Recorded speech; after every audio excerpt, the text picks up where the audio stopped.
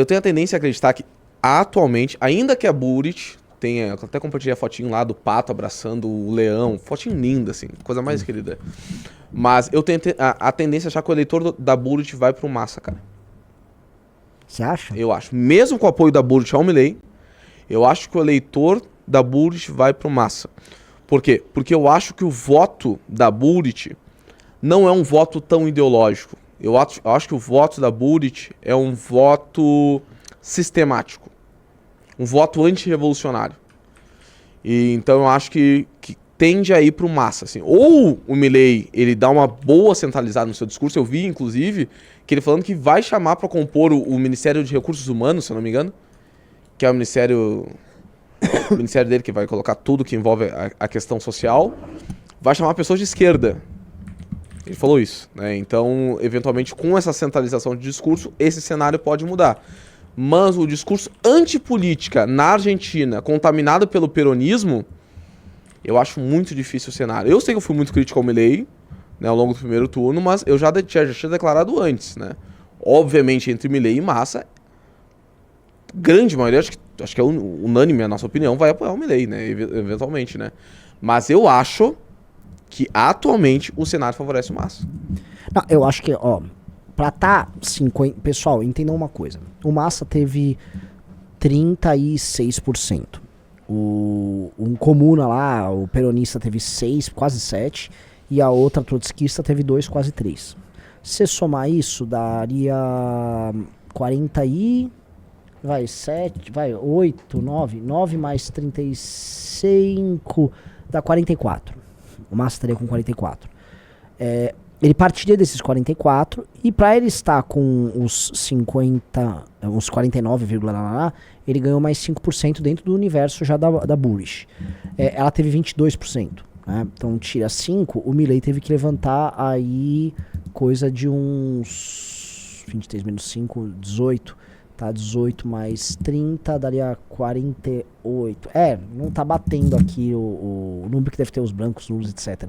Mas o fato é, o Milei, ele pegou muito mais votos da Burit, mas a tendência, a meu ver, de subida é do Massa. Então, o Milei, ele tem que inverter a tendência de subida do Massa. Agora é uma luta, no fundo, de aumentar a rejeição do adversário. E quem estava, vamos dizer, agregando rejeição contra si era o Milei. O Milei está fazendo essa caminhada para o centro e a Burit declarou o voto nele, o que aumenta a tendência de transferência de votos dela para ele. Mas isso é capaz de brecar a tendência de aumento de rejeição gerada pelo Massa contra ele? Essa é a grande discussão. Se o Massa e a esquerda peronista continuarem aumentando a rejeição do Milei, pintando ele como um louco, com propostas ruins e colando ele no Bolsonaro, a tendência é manter aquele processo que já vem, vamos dizer, no primeiro turno, e aí ele ultrapassa, porque isso aí é um empate técnico, tá? Assim, a Argentina não tem... isso aí, na prática, assim, virou 300 mil votos pra cá, pra lá, virou o primeiro lugar. É nesse nível. Então, a tendência, por enquanto, é o Milei ir perdendo e o Massa subir. Isso... Na tua opinião, quem é o eleitor da Burit? Eu acho que é isso que define. Cara, vou dar um exemplo que eu vejo. A famosa eleição de 98 pra governador de São Paulo. 98 rolou uma eleição que era 4 caras muito fortes. O que estava liderando era o Francisco Rossi, do PDT, que era prefeito de Osasco, que era uma linha meio politicão, sou um bom gestor, enfim, meio vazia. Paulo Maluf, um nome da direita. Mário Covas, que vinha para reeleição, que era o cara tucanão. E a Marta Suplicy pelo PT. Marta Suplicy correndo por fora. Marta Suplicy, ela vai correndo por fora, corre por fora, mas no final foi pro segundo turno Mário Covas e o Paulo Maluf. O eleitor da Suplicy, que é um eleitor de esquerda, voltou e fez campanha pro Mário Covas derrotar o Maluf, transferir os votos da Marta pro Covas e o Covas ganhar. Esse era um cenário em que a esquerda teve que escolher entre o fascista e na cabeça deles, né, que é o Paulo Maluf, e o não fascista, que peronomútil, todos eles são fascistas. Mas enfim, a esquerda optou por ajudar o Paulo Maluf aqui. Agora a gente tem um cenário meio que diferente, que você tem o petista, como se fosse um petista no segundo turno, que é o Massa, e você tem uma pessoa que eu acho que tem um tipo de voto que é o tucano, que é o da Burit, que é o voto do Macri, que é um voto de um centro, que não é muito centro-direita, é um centro, que não entra muito em pauta de costumes, ainda que a Burit seja mais conservadora, pelo menos em discurso, que o próprio Macri. com um voto mais centrado, um voto mais argumentado, é menos sentimental. Esse é um tipo de voto que foi muito forte em Buenos Aires, que pode não ir pro Milei, caso essas pessoas tenham medo. E eu acho que eu concordo com esse é o lance. Acho que essa é a palavra. Esses caras têm que ser... Se o Massa quiser ganhar, o Massa tem que fazer uma campanha de pavor com esses caras.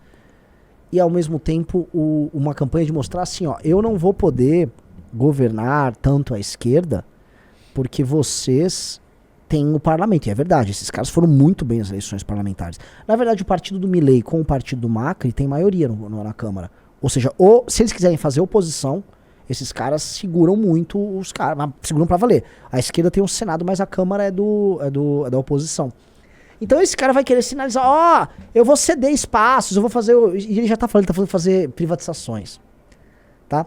E do outro lado, o Milei, que já tem apoio da Bullrich, tem que sinalizar um governo pé no chão. O Milei tem que, assim, descer muito tom, pelo menos que eu acho. Ele tem que ser muito tom na denúncia de corrupção, de esquerdismo, associação com crime, que tem promotor perseguido. Eles mataram um promotor lá.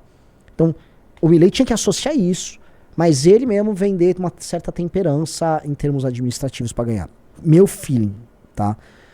Pra ganhar esse eleitor. E aí, sabe o que é bom? Que aí o governo Milei tem uma chance real de ser melhor do que o governo Bolsonaro. Como ele tem um segundo turno em que ele precisa dos votos de uma candidata que tem cores ideológicas óbvias, ele vai ser obrigado já no segundo turno a amadurecer o governo dele. O Bolsonaro não precisou disso na eleição de 2018, então ele ficou tipo, pau na máquina, vamos lá, comunismo. E aí ele quando forma o governo, até o momento em que ele precisou abrir as pernas pro Centrão, ele tava porra louca e não amadureceu. Então tem uma chance do governo Milei, já pra fazer essa composição, focar em dar certo. E isso pode ser uma grande vantagem. Outra vantagem que eles têm sobre nós. Cara, vocês viram quantos partidos estavam disputando? Os partidos tinham cores ideológicas claras. O partido do kirchnerista / peronista, que fez a maior parte dos deputados, é um partido de esquerda. Tem o partido Milei, que é um partido radical liberal, um partido libertário.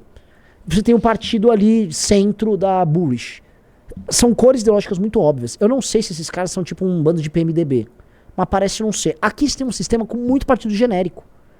Então, o Republicanos aqui, ele vai lá e se junta com o PT. Então, lá, você pode ter uma certa previsibilidade para fazer essas composições, que acontece na Espanha para fazer governo, que acontece na Europa com os governos parlamentaristas. Então, pode ser que o Milei, ele passe por esse processo de amadurecimento adiantado agora, para ganhar a eleição no segundo turno, e aí isso force ele a não ter um governo ruim. Isso pode ser uma notícia boa. Mas o fato do Massa, o que eu sempre penso é o seguinte, que o Massa, ele não é o candidato dos sonhos do kirchnerismo, né? O Massa, inclusive, ele tem uma trajetória muito confusa, né? Porque o Massa tem uma carreira política que parece o Ciro Gomes, assim, né? Então ele começa num partido conservador, dele apoia o Macri, dele vai pro Kirchner, dele vira oposição ao kirchnerismo.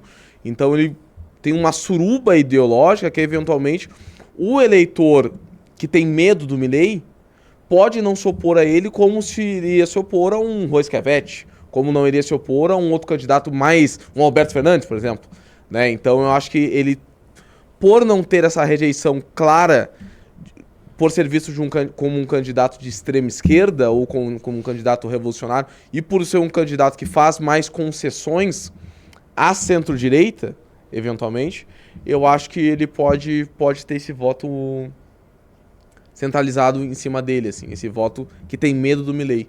Eu vejo a maior possibilidade do Massa ceder para centro-direita do que o Milei abrir mão de um discurso mais radical, assim. E a rejeição do Massa é maior que a do Milei. O Massa tem mais conversão, mas ele tem rejeição maior.